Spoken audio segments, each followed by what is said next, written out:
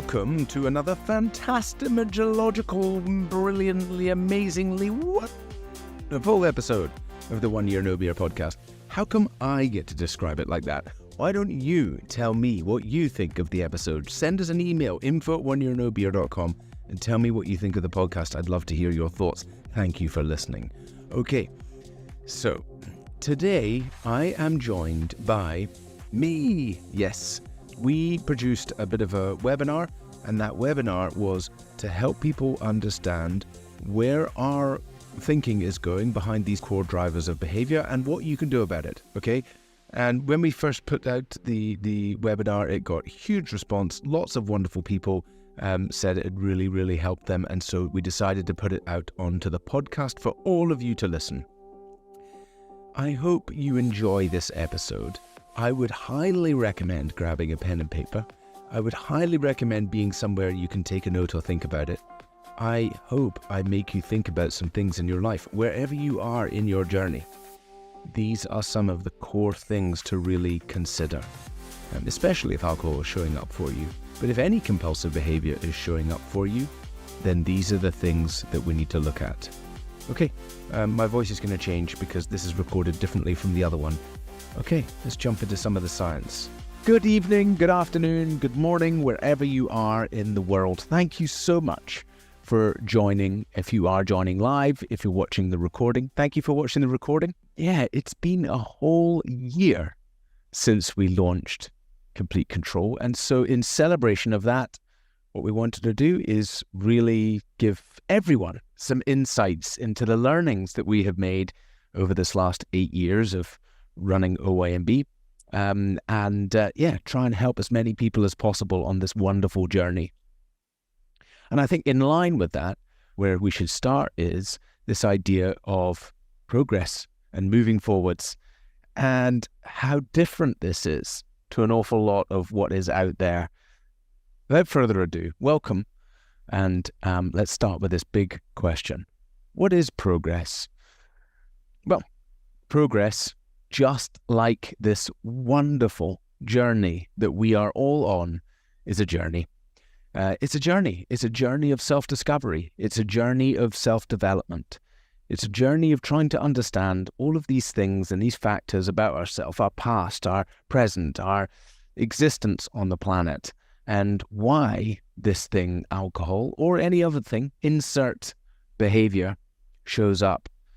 And I think the wonderful thing about looking at it as a journey of discovery, is that as long as you're moving forward, it's progress, right? And it's a much more positive way to look at it. I think often when people set out on the journey, they maybe think, right, that's it. I'm going to take a break from alcohol. Or, I'm going to do dry January. Or I'm going to stop drinking for 60 days, whatever that idea is. And I think people get confused. Right? They think it's a straight line. I'm just going to get there and great, and everything's going to be done, and then I'll be happy because I've won. That is not what it's like. Just like running or setting up your own business or finding a new hobby or anything, any big challenge, the reality is it's full of bumps and turns. I mean, look at this poor guy on his bicycle. Imagine how much that hurts when he gets down to the bottom and all those rocks are there, right? That's going to be painful. There's blood. There's tears. Ow. That didn't work. Let's try again, up to the next little hill. So if we understand that this journey is like that, then why would there be any blame, or why would there be any downfall? Why would there be any negativity? Because it's just part of the process. It's just part of the journey.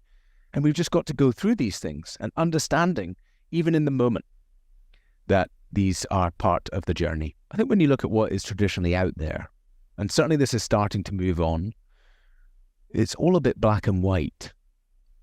And I think there's a lot of issues with this, and something that we need to change in society. I think even society now is used to it, right? You're either abstinent or you're drinking. There's no in between. It's black and white. You have a problem drinking, or you need to be abstinent, and this is the way it's going to be forever. When actually that's not true. There's a whole cycle or circle inside here trying to understand. There's a grey area in between all of these things where maybe you drink a bit and maybe you don't, and sometimes you do and sometimes you don't. but not just so absolutely clear. So I think this is where a lot of people get stuck. I can't imagine right now how many people are in this loop. And it says the cycle of addiction. So many people will say, well, I'm not an addict. That's not me. I could stop if I want, and that's okay. But the truth is, if you look at the definition of addiction, it will say a behavior that you repeatedly do even though you know it hurts you. That's the definition. So if that is the definition, we all have addiction. And we do. It's a sliding scale. The truth is, this society we live in today, addiction is rife. And it's getting more and more and more.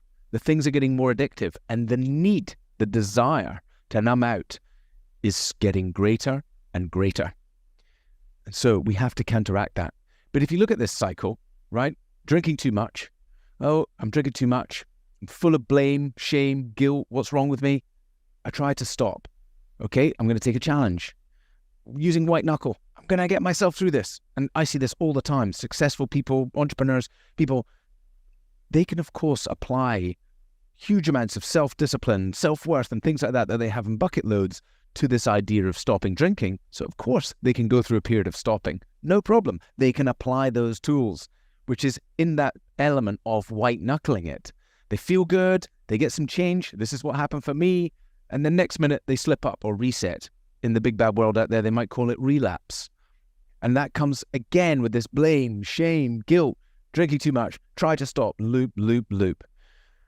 One of the biggest issues here is that people get caught in this loop and they say, oh, I'm a serial resetter, or I always slip up, or I'm an all or nothing person, back to that black and white thing. And these things that you say to yourself, wait, stop. Do you know how the brain works? If you understand that the things you say to yourself, your beliefs are what create you, why are you making that belief that you're a serial resetter? Stop right now. We need to stop this cycle of addiction. And what we have to do is change some elements. So many people are searching for more willpower. So many people are like, and in our community, I see it being said daily, all the time. Get yourself back up, try again. Okay, I'm going to try again. I'm going to get that white knuckling. The truth is, if we really want to help people, if we want to help people in the community, if we want to help people in the world, we need to get them to stop looking for more willpower. And what we need to do is give them some tools. I would like to propose that we remove this day one ever again. You only ever have day one once. Day one is the first decision to change your relationship with alcohol. Remember back to the journey here. Day one is down here. Now, if you look at it, some of that journey, actually, after day one, it feels like it gets worse. Look at where those rocks are at the bottom, right? And then almost in that pool of water there, a little bit further along, you're lower than where you were at the start, right? And so this is what we need to understand, is that yes, you might have another streak, but you never go back to day one because you are on a journey, and on a journey of self-discovery, and every foot forward is progress. And it's so much more encouraging that. It doesn't matter. If you slip up, if you reset, okay, I learned a way not to do it. Let's imagine Thomas Edison trying to create the light bulb. How many times did he try? Thousands of times. And what did he say? I've just found another 1,000th time how not to make a light bulb. And you, just in your slip up, in your reset, I've just found another way not to do it. So that is one of the things. We never go back to day one. The real thing we need to encourage people for are just 4 key things. These are the tools that mean that you require less willpower. And if you feel like you're using willpower, then you need more of these things. This is like the solution to feeling like you need more willpower. Accountability, so key. We really struggle to be accountable to ourselves. Support. We need to talk about things. We need some encouragement. We need to know that we're doing well. We need to understand what's going on for us. Education. We need to understand more about the substance, the reason why we're using it, what other people are like, why we're behaving in that way, what other solutions there are out there. And so really trying to educate yourself, reading the Quit Lit, learning the books, understanding what's going on from a science perspective, your own behavior perspective. This is the education part. And then connection. This is super simple. If your society around you is is all heavily drinking, you're going to struggle. And so you need to feel that sense of connection with people who are living how you want to live. And this is really key. These are the 4 things. You can find these in so many places. You don't have to find them with One Year No Beer. Of course, I think we're the experts at it. Of course, I think we deliver the best possible tools, but you can find this in spades out there in the world yourself. So go in search of these, not of willpower, and you will find success more rapidly than you would figuring it out on your own and using willpower. So everything here, and I think more specifically what we designed with Complete Control, is based on this simple thing, which perhaps in some other programs is almost the opposite. And that is that you are powerful. You are entirely powerful. You can change your life. You can change your brain. You can change your environment, your circumstances. You can change who you are. You can change everything. And so that means you have the power to change your situation. And as long as that is the case, then you can put yourself into a place where you are not compelled to drink alcohol, where you do not need alcohol, where you can effectively take it or leave it. You might choose to leave it forever or good. That's amazing. What a great place. But let's be agnostic about it. Let's not be leaving it and still holding yourself with white knuckling. No, let's release people from the power of it, right? This is what I firmly believe we can help people do. So these 4 factors that drive compulsive behavior, and that when you understand these, but more importantly, you understand where you are with those, you will have some clarity on what is driving this behavior in the first place. The need to numb out, the want to go past 1 or 2. And it's relevant whether you were talking about alcohol or sugar or caffeine or porn or gambling or social media or work, the most acceptable addiction there is out there. So let's move on. What drives compulsive behavior? Number 1, I've used the word ego here because there's some really interesting science here that when I use the big T word, people run out the room and go, I don't have any of that. I'm going to explain a little concept to you. So during the years of between 0 and 7, you don't have a conscious, you only have a subconscious as it's forming. And at that time, we're incredibly perceptible to what is going on around the world. And what happens as a child is that we perceive some moments that we don't understand. They become shocking. And in that shocking moment that we didn't understand, be it a foul word said, or a scary event when we're younger, or something we perceived, or ongoing abuse, or whatever it is for you, you made a decision about yourself. And this started to form the early sense of your ego. What we use in reality is what we're talking about is trauma. And a lot of people say, well, I don't have any trauma. I had a great upbringing. Unfortunately, I hear what you're saying, and that's amazing for you. But actually, childhood is traumatic. And so we all have trauma. We all have these things that have formed our ego that run around in our head like patterns all the time.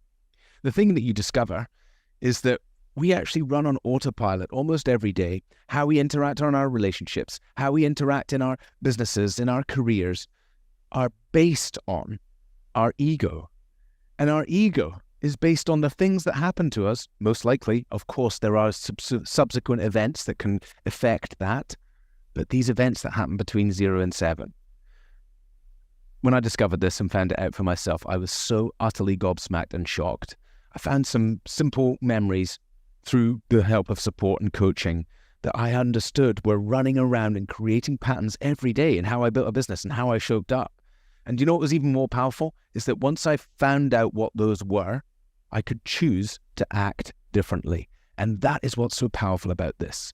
It's not about going home to great big amounts of healing of all of this trauma. Yes, that's another element of work. It's about becoming aware.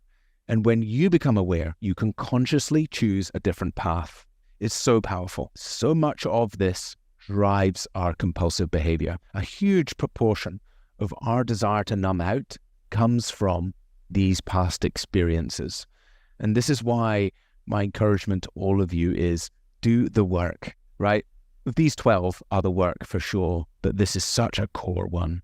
And there's magic to be found here. There's gold dust to be found in digging back here. Let's pause just for a brief moment. I just want to share with you some of the heartfelt feedback from our incredible Complete Control community members. Listen to this. I don't know how I signed up. I think I just got an ad on Instagram and just got a whim, just hit the button and did a call and then signed up and didn't really consciously think much about it. And then after that, I was like, what did I just sign up for? Wait a second here. Like, far exceeded my expectations. I'm usually extremely skeptical, so I don't know how I even signed up in the first place, but whatever it was.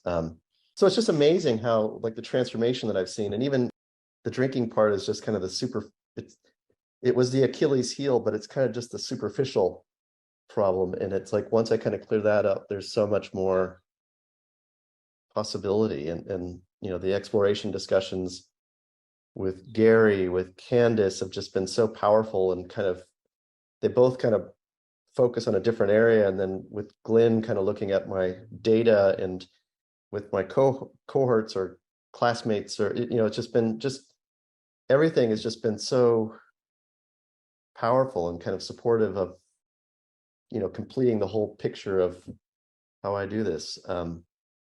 So just really grateful, and yeah, and also just feel more grateful, and not only just for all of you, but just in life in general. It's just a little bit more clarity and peace and calm and so forth. So I am incredibly grateful for this entire program, for everybody on this call, and everything that we were able to experience. I think that it delivered more than I expected. Honestly, I like I've said before, I've done a couple of like challenges and different things, and I think that this, beyond examining my relationship with alcohol and making, I think, pretty good strides in staying alcohol free, I think it taught me a ton about myself and how to like examine my habits and my thoughts and those kind of patterns and ways to approach the things that worried me the most in this experience have just been invaluable. I think I'm leaving feeling stronger in general, more self-aware in general, and just really more anchored in who I want to be and what my values are, and how I can, take better steps to achieve those.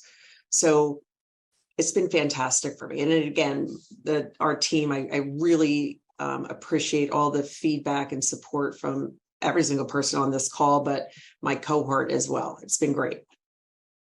So I love everybody that I've met here. I have loved the program. I am not an emotional person like this, but this has changed my life. It has given me a life. And there's other things I need to do too, but I don't have to do them with alcohol anymore. So thank you. It's been an amazing journey, and I appreciate the professionalism. Whenever I feel the stress, there's something that I can go back to everybody, and the sharing from everybody, and the professionalism of the program. So I loved it, and I've grown a lot. So Woohoo! and kisses. One word is transformational. That's a word that's been bandied about for decades, but in this, it is absolutely accurate. If I was to use one word, this was a great investment. It's not self-help, it's self-realization. It's super powerful, but it exceeded my expectations. Or maybe it was Sharon who said that. Or maybe I'm exceeding my expectations, and I like that. I mean, the program has been I'm hugely grateful for the program. I think the journey for myself has been amazing. I mean, I remember telling, I don't know if it was Candace or Gary, the first 3 or 4 weeks of the program, I was like, I can't stop thinking about not drinking. It's in my head. Every day I'm thinking about not drinking. And it's like now I'm not even thinking about it. It's just like my life has sort of stepped on. I'm excited about the future. Things are looking good. I just love sharing the things people are saying about our Complete Control program. Okay, let's get back into the episode. Okay, so the next core driver is stress. It's such a core driver of compulsive behavior. The thing about stress is we're not going to be able to eliminate stress from your life. We're not going to ask you to go and spend the rest of your life meditating in a cave like the llamas. That's not realistic. We live in an incredibly stressful environment. We live in an incredibly stressful society. So we have to find ways to mitigate that stress. In our Complete Control program, we use a device to help people understand their stress so they can see on their central nervous system what, minute by minute, what's going on. Are you in fight or flight or recovery? Now, you can see some of this stuff in some of the wearables. We also use an aura ring and things like that to help people understand. But what you have to understand is some really simple math. A stressed out central nervous system that does not get any recovery will always require numbing at the end of the day. And if the numbing is not alcohol and you manage to use willpower or something else like that to abstain from alcohol, it will be something else. You'll be reaching for the cake, the Netflix, to switch off at the end of the day, something else. So understanding that we have to go in search of calm. I know in all the programs I rabbit on forever about meditation because it is so key. But if you think about during your day, and I talk about a perfect example, imagine for a second you have a very busy meeting which you come out of. And for instance, maybe you had a couple of glasses of wine last night. So already those will significantly impact your central nervous system the next day. You won't get the deep sleep because of the amount of, even a small amount of alcohol disrupts deep sleep. So whether you realize it or not, you wake up a bit more tired, you wake up a bit more sluggish. And so the central nervous system is already working hard. We show people that really when you drink alcohol, it's like giving yourself the flu. Right? Your body is fighting hard to process this poison, to get this out of your system as quickly as possible because it's completely caustic. It is a poison to the body and central nervous system. So that's very powerful. Recognizing that, you come into this meeting a little bit tired from having a couple of drinks last night and think, you know what, I'm going to go and have a coffee. Coffee is another really compounding tool to your central nervous system, pushing out that ability for you to get recovery. So again, you spend the afternoon not getting any recovery in the day, and the foregone conclusion is there. There you are at the end of the day feeling like you need to take the edge off again. There you are at the end of the day feeling, oh God, I need a drink, I need to unwind, I need to watch Netflix. So we have to go in search of mitigating that. And I think that's where some really good tools come in place, like meditation, breath work, things like NSDR protocols, again, which we teach. That's Professor Andrew Huberman, wonderful podcast to listen to, and show you some simple breathing techniques which have been scientifically proven to be the fastest way to bring your central nervous system back into parasympathetic. And that's what we have to do.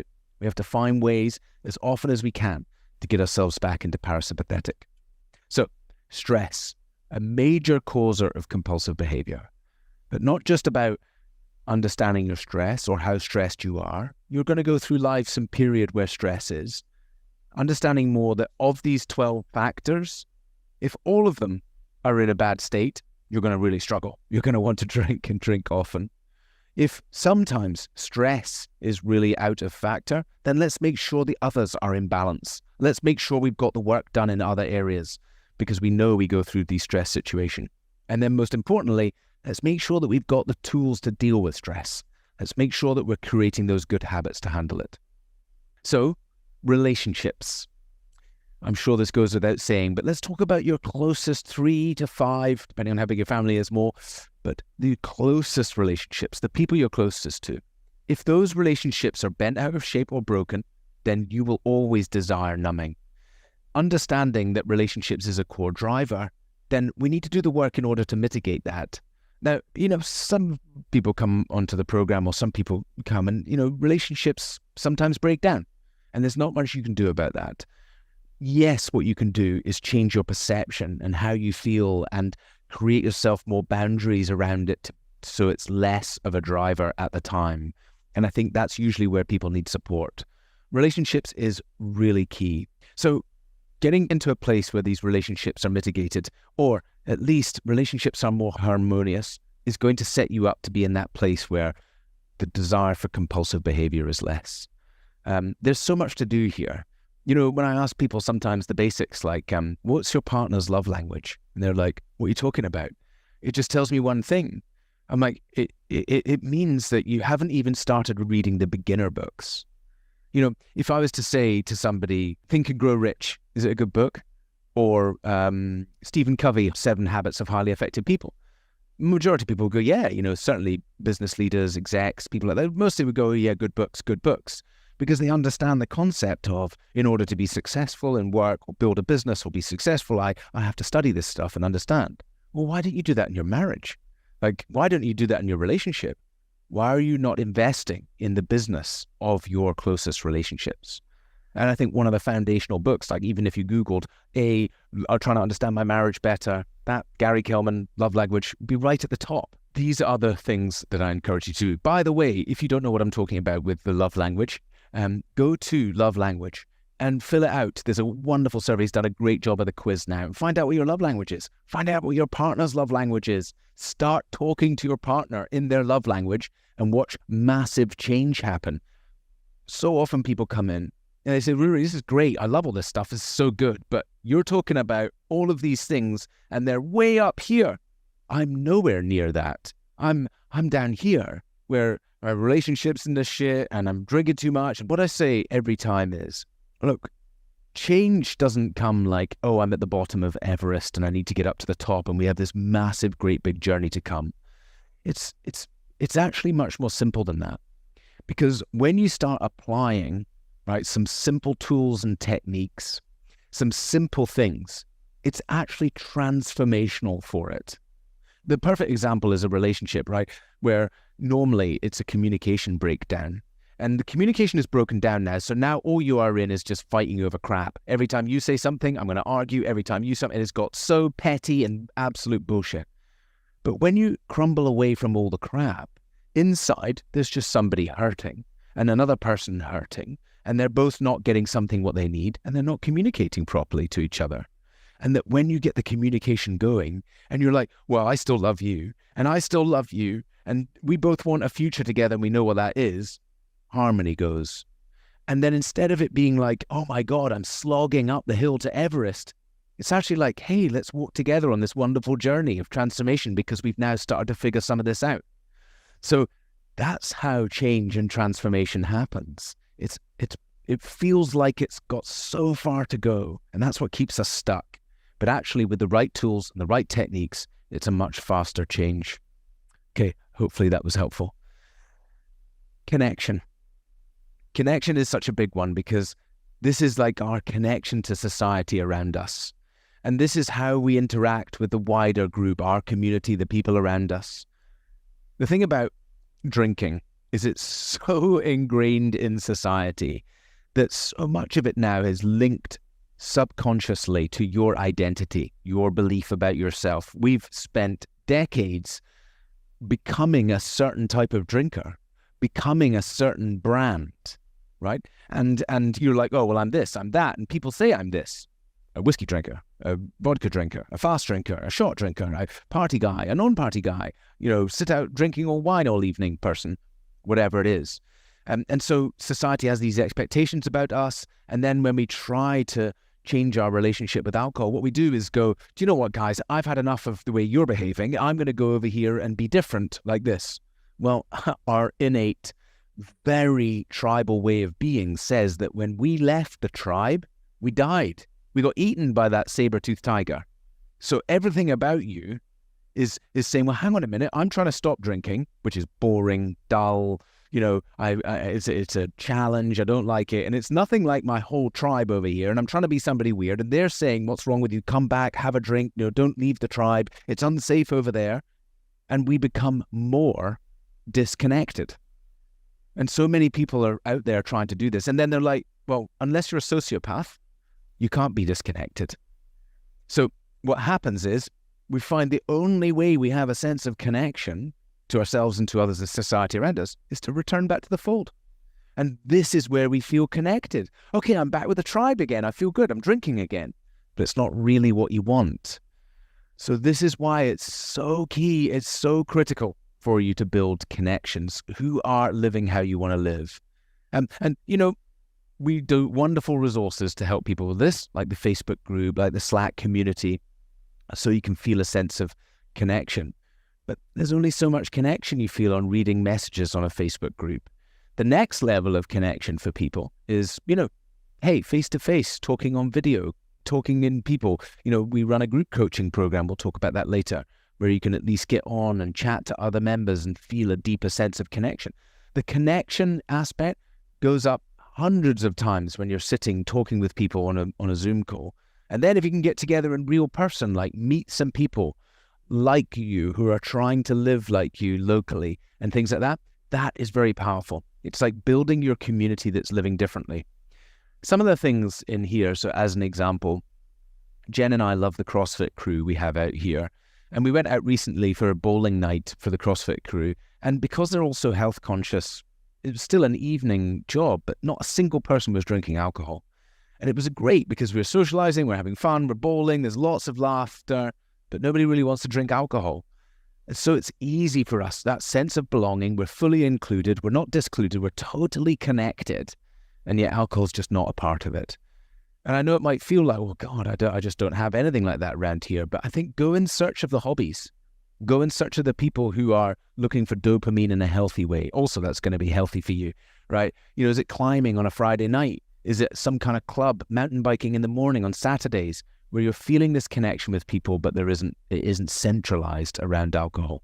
Go in search of that. It's such a big element of what drives our behavior. Sleep. Sleep is pulled out of one of the key habits because this is just foundational. So many people I speak to say, I ask, and they say, well, I'm regularly drinking, so I drink every night, and it helps me get to sleep. Lots of people say that. And then lots of people say, well, I've got no problem with my sleep, even though I'm regularly drinking or I'm drinking in the evening. I just want to say, I'm really sorry, it's actually impossible because alcohol stops you from getting deep sleep. And so you may feel like your eyes are closed, you may feel like you've slept well, but you're not getting deep sleep. Now, all of the science is showing us that the neuroplasticity, the majority of neuroplasticity, which is the brain's ability to regrow, develop new ideas, build new habits, create new concepts, change itself, happens during deep sleep. So if you want to change your behavior, you need deep sleep. It's really key for that part of changing your brain, of changing these constructs in your head. So sleep is really important. Also, there is a reason why they use sleep as torture, literally sleep deprivation as torture, because we just can't function. You'll die if you don't get sleep. Everyone needs good sleep. Most people who are regularly drinking alcohol, they don't know what good sleep is. And people often say, I've never had good sleep, or I only sleep 4 hours in 24, and things like that. A lot of this is tied up into a spaghetti mess, because things like ADHD and things like that hyperactivity stops people from getting sleep. I know that was me. And in fact, a lot of the science is showing us that ADHD, or predominantly a lot of ADHD, is actually developed by lack of good sleep routine in babies. And more importantly, they now show very common similarities between ADHD or severe ADHD and just somebody who is very sleep deprived. The similar types of behaviors. So this one is a big one. And if sleep is one for you and you're like, okay, my sleep is shit, it always has been, you just need to go all in on sleep. Read the books. How many books on sleep have you read? Listen to the podcasts about sleep. What are you doing about your bed? I'm serious. Invest in your bed. Why do you spend 10 times more money on a car than you do on a bed? You spend most of your time in a bed. Think about 10 million Egyptian thread count cotton. Our bed is phenomenal. We invested heavily in our bed, making sure that we sleep so well. It is to die for. And in fact, if you ever come around to my house, our guest room is like that too. It's just an amazing bed. And people go, God, I slept so good. I'm like, yeah, that's what you get when you invest properly in a bed. And now there's some great tools as well to help cool down the room, removing the devices from your room, finding more calm during the day so that your central nervous system isn't stressed out, etc. If sleep is bent out for you, go deep into sleep. That is my core thing for me here. Make it a focus. Okay, mental health. This is a coexisting thing, right? Drinking alcohol regularly or problems in the other areas can make you feel like you have poor mental health. So many people are saying, I have depression or I have anxiety. Well, those are two outcomes of drinking alcohol. They're the source and they're the outcome. So we have to start to unwind these things. What does somebody's mental health look like when they change their diet, when they start exercising properly, when they're sleeping well, meditating properly, eating the right kinds of food, these other things in line? How much of that issue or those things that they had that they were coming to the doctor about poor mental health evaporate or disappear? So this is all going down the functional medicine side of things, where traditionally you'd go in and you'd say to a doctor, I'm depressed, and he'd go, here's a pill. Well, by the way, a pill that doesn't work, right? No antidepressant has ever beaten a placebo in studies. That's true. Antidepressants have not beaten a placebo. So understanding your mental health, but understanding that poor mental health is both a cause and an effect on both sides. And if you figure out some of the other stuff first, then ask yourself the question all the way along this is, what is my mental health like? How am I feeling like when I'm doing the habits and the routines and I've got the other things aligned? Okay. Environment. So environment is about where you spend your time, how you're operating in work, the people who you're around. Slightly different from how the sense of connection, because that's really your community who you're with. And this is just the environment you're in. And of course, there's lots of us who live in very, very busy cities. I was commuting by tube into a windowless office every day, and I didn't realize how sick that was making me. I didn't realize that the way to switch that up was to Brompton via the park. Absolutely beautiful. Thank you very much, Hyde Park. And then, change the scenery into the office, walk out during the day, again, get into greenery, changing that environment. Because if I didn't, I could feel this sense of rot, if you like, which would then drive compulsive behavior. So our environment is key. Ultimately, what did that lead to me, right? I now live in Mallorca. I live 300 meters away from the beach. It is an amazing environment. That is what helps me stay calmer and stay healthier and stay true and congruent to the things that I'm teaching others. We can't all move to the beach. I get it. So that relates back to cycling through the park and getting out to the park as often as possible. Environment is important. Oh, and by the way, when I discovered this environment piece, I also said, I'm living in Buckinghamshire, we're landlocked. And so I was like, Jen, I realized that almost every weekend we have to go to the sea. Through meditation, I felt the sea. It was like yearning to me. And I was like, I was born on an island. I'm nowhere near the sea, and I never see the sea. So that was an issue in my environment. And when we started getting down off into there, I could feel it calming down. So environment, such a big driver. Meaning and purpose. This is a big one because so many of us are climbing the wrong tree. I was climbing the wrong tree. I was dead set on being the world's top oil broker. I was dead set on being the number one and trying to beat absolutely everybody. And that what I really discovered was, that's not at all me. It's not what I want to be. It's not what I was put on the planet for. I want to help people. I want to change the world. I want to make a massive impact on the world. When I discovered that this was the wrong tree for me, that's when I had to make the jump. Now, there's lots and lots and lots of people I speak to who are in jobs where they've created a huge amount of success for themselves. And it's not about everyone suddenly jumping out of corporate worlds and things like that. If you can, great. If you found that this is the wrong thing, fantastic. But I'll tell you one example of a guy being extremely successful in the bank, a very large bank. And he said, I'm not going to change this part, but I've realized that what is most important to me is that I help other people. And so he actually proposed inside to create a training environment for him to take young people through and for him to do more coaching. And then we spoke to him afterwards and he was like, I just feel so connected to who I am now because I know that I'm helping people and I know that I'm giving something back. So you don't have to just suddenly change the job. It's about tweaking things so that you're aligned to this meaning and purpose. A very high proportion of highly empathic people, right, turn to compulsive behavior.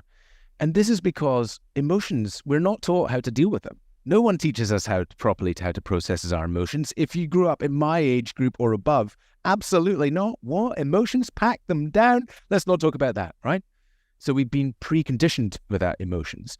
But if you're highly empathic, then that packing down will always drive compulsive behavior. And this is why a very high proportion of highly emotional people end up turning to addiction, compulsive behavior, drinking too much, drugs. But guess what that means? And this is what's super awesome, is that when you help those people and you help them remove that behavior like alcohol and in 1 year no beer, guess what you end up with? You end up with a community of really empathic people who care and want to support other people. And this is why so often, like the vast majority of what people are missing when it comes to meaning and purpose is them helping others. And we can get so much from that. Look at the groups, look at the community and how much people spend their time supporting others. Go into that. This is something really big for you here. Keep helping other people. Hopefully that was helpful. Okay, habits. I put the life raft here because that's what they're like. Good habits, right? We talked about sleep, exercise, meditation, breath work, things like that. Cold showers if you want to add them in, gratitude, journaling, there's lots of them. So those good habits are like your life raft, okay? They'll give you the emergency exit. They'll give you the escape route in an emergency. So imagine an emergency, right? A loved one dies suddenly. Grief, one of the most powerful drivers of wanting to have a drink, right? Compulsive behavior. Grief is such a powerful emotion. And so if you don't have good habits, the life raft, the chance of you surviving it is much, much, much less.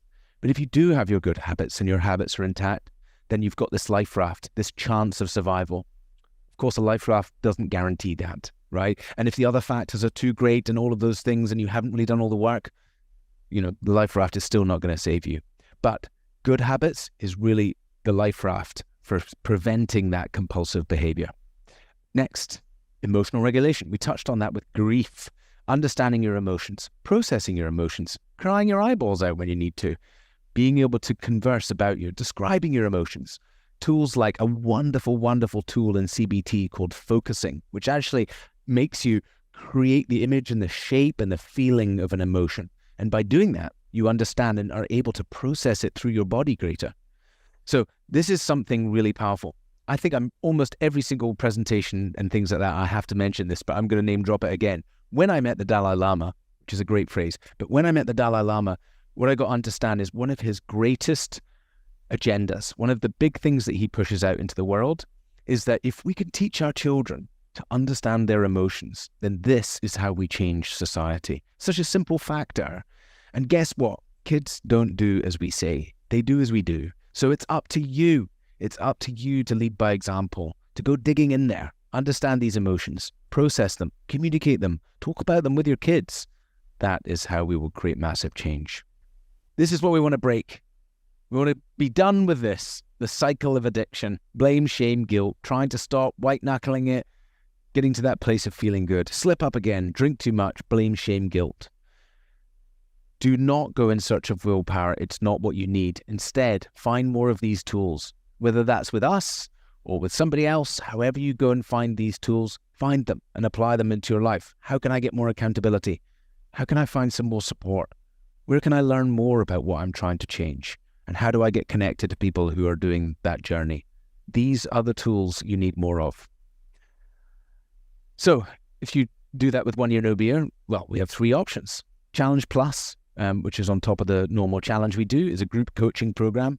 This is a program for everyone. It's less than the cost of a night out, £48.50 a month, so really less than the cost of a night out. One-to-one coaching, which we do, and support, obviously more accountability. And then the most amazing program, which has been fantastic since we launched it and what we're celebrating today, is Complete Control. If you want any more information on any of those, please just reach out, and hopefully some of this was helpful. Well, thank you very much for joining me, for still staying on, and I hope that was helpful. I hope that was insightful, and just keep going. It's such a positive journey. Stay positive. That's one thing I forgot to mention is Professor B.J. Fogg at Stanford University, world leader in behavior design, behavior change. He says we change behavior by feeling good, not by feeling bad. And those blame, shame, guilt, struggle, I'm no good at this, I'm rubbish, that is what's keeping you stuck. The most important thing is to create this version of yourself where you are powerful, you can change the situation. You just need a bit of support, you need a bit of help, you need a bit of direction, you need a bit of goal setting. And that's going to enable you to make the changes you need in your life. Okay, you're just all awesome for even being on this journey. So massive respect to you for that. All right. See you soon.